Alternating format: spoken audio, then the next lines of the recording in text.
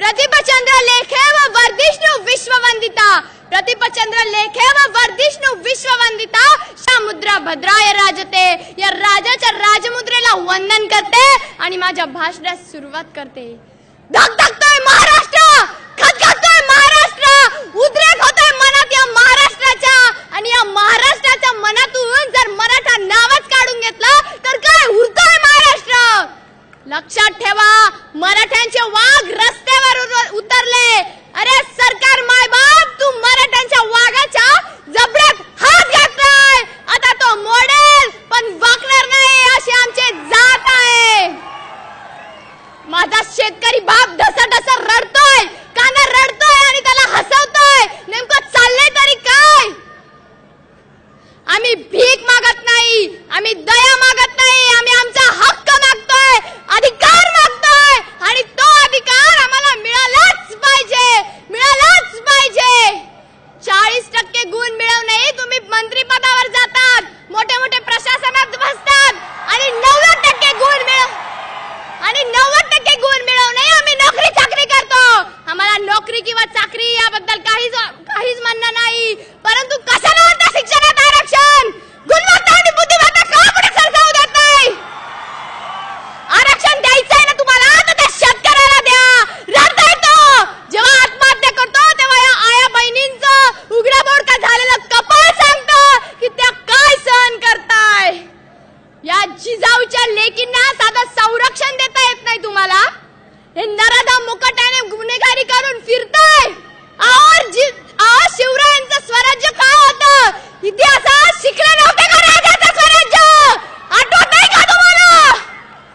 त्या राजानं स्त्रियांवर अत्याचार करणाऱ्याला फाशीची शिक्षा दिली होती, भर चौकात मारलं होतं. आणि तुम्हाला एक वर्ष लागतंय. नेमके नराधम लागतं तरी कोण तुमचे. या स्त्रियांना संरक्षण मिळवून द्या. एखादी व्यक्ती भीक मागते आणि त्याला भीक देणं ही सेवा झाली, परंतु त्याला भीक मागण्याची वेळ येऊ देणं ना, हे परिवर्तन झालं. आणि हे परिवर्तन आम्हाला हवंय. मराठ्यांच्या वाघांना तुम्ही कमी समजू नका, आमच्या मोर्चांची तुम्ही चेष्टा करू नका. 4-5 शिक्षणाचे सवलतीचे तुकडे देऊन किंवा एखादी स्वराज्य संस्थापक थांबून आम्हाला आरक्षण मिळेल, आम्हाला संरक्षण मिळेल अशा ग्वाही देत बसू नका. अरबी समुद्रात तुम्ही जलपूजन केलं, तुम्हाला असं वाटलं मराठी समाधानी बसतील. मुंबई भगवी केली, दिल्ली करायला वेळ लागणार नाही. सरकार मायबाप आज मुंबईवर धडाडी मारलीये, यानंतर दिल्लीवर जायला वेळ लागणार नाही. त्यामुळे मुकट्यानं आमच्या मागण्या मान्य करून द्या. त्याही सरसकट कोणत्याही तत्व किंवा कोणत्याही कायद्यामध्ये आणू देऊ नका. कारण डॉक्टर बाबासाहेब आंबेडकरांनी सांगितलंय समता बंधुता हीच घटनेत असली पाहिजे. मग कुठे समता, कुठे आम्हाला आरक्षण, कुठे आम्हाला संरक्षण.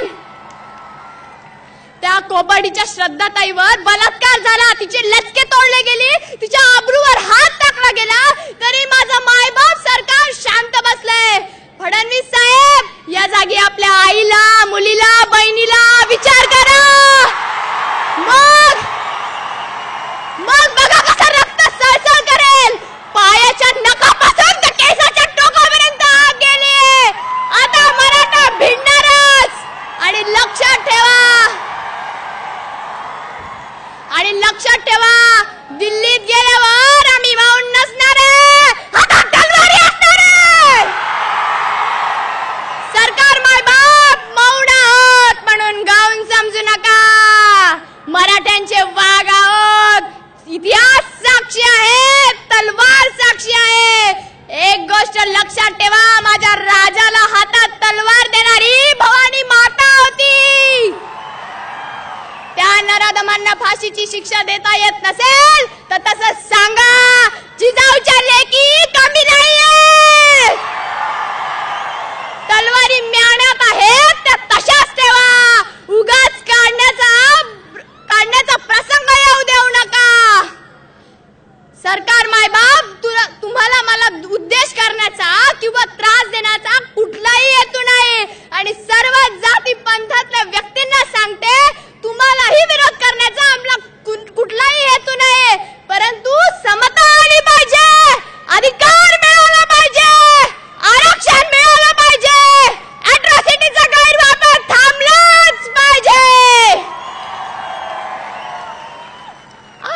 घडलेली कोपर्डीची घटना ही शेवटची घटना असेल. यानंतर जर कोणत्या नराधमानं मराठ्यांच्या लेकींवर किंवा इतर कोणत्याही जाती पंथाच्या लेकींवर हात टाकण्याचा प्रयत्न केला तर मायबाप सरकार कायदा विसरून तलवारी हातात घेऊ रे, तलवारी हातात घेऊ. शेवटी जाता जाता एवढंच सांगेल, नका ठेवू वाईट नजरा या जिजाऊंच्या लेकीवर, नका ठेवू वाईट नजरा या जिजाऊंच्या लेकीवर. पेटून उठला महाराष्ट्र मराठ्यांच्या लेकीवर. सर्वांनी माझ्यासोबत शपथ घ्यायची आहे. आजपासून आम्ही कोणत्याही स्त्रीवर अत्याचार होऊ देणार नाही आणि झालाच तर त्या नराधमांना सोडणार नाही. या लढाईत आम्ही एकटे राहिलो तरी चालेल, पण हातातून भगवा मात्र सोडणार नाही. जय जिजाऊ, जय शिवराय. झी 24 तास रहा एक पाऊल पुढे.